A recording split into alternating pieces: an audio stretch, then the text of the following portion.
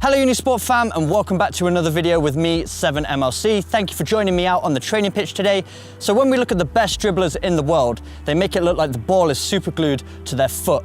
And that's because they've mastered the art of close control dribbling. So today, I'm going to share a few tips to help you improve yours.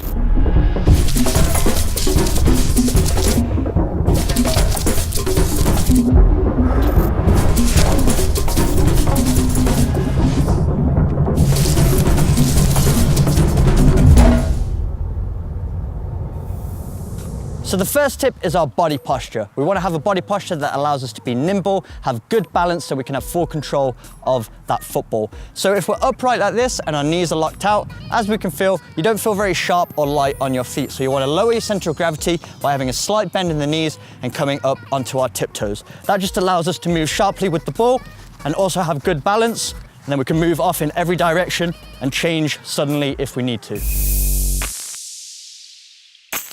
The next tip I have for you is the areas of the foot that are best for manipulating the ball in those tight space situations. So the best areas are the inside of the foot here, more towards the toe, the outside on the opposite side, and also the sole of the foot. They're all nice wide surface areas that make it very easy to control the ball close to your foot. So a way to get used to it, you can just go on the spot here, use the inside and outside of the foot, make sure we adapt that body posture once again, so lower our center of gravity, bending the knees on our toes, then we're using the inside, outside of our feet, moving the ball backwards and forwards, going for both feet, inside and outside, just trying to move the ball as quickly as possible. Then once we get used to that, we can adapt it going off into the space.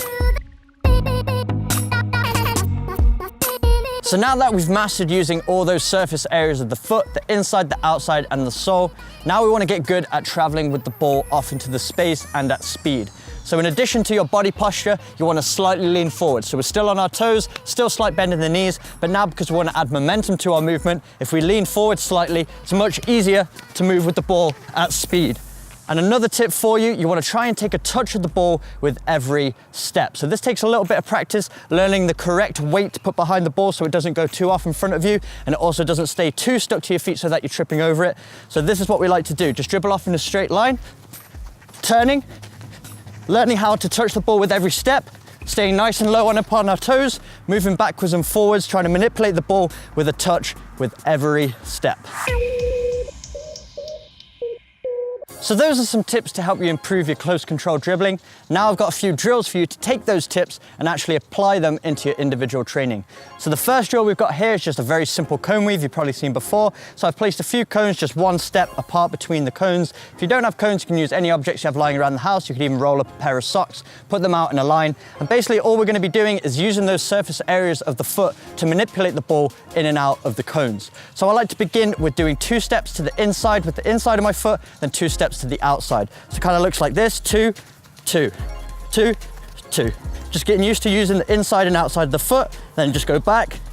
Just trying to keep close control of the ball, the low center of gravity remaining on your toes. Then once you're comfortable doing 2 to the inside, 2 to the outside, see if you can minimize your touches. So just do 1 touch with the inside of the foot, 1 touch with the outside, and weave that ball back and forth to travel a little bit more quicker through the cones, kind of like this. So we've got inside, outside,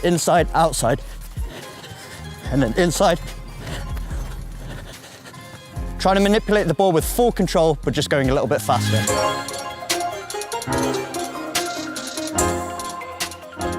So there we go guys, just a few tips to help you improve your close control dribbling. And remember, the most important thing with any skill in football is repeating it over and over again. The more time you spend with the ball, the more you're going to strengthen that relationship, and it's going to feel a lot more natural at your feet. But with that being said, I'm 7MLC. If you want to see more tips, tutorials, and training sessions from me, you can click this bubble above my head, which will take you over to my channel. And if you haven't already, make sure you subscribe to the Unisport channel by clicking the link up here.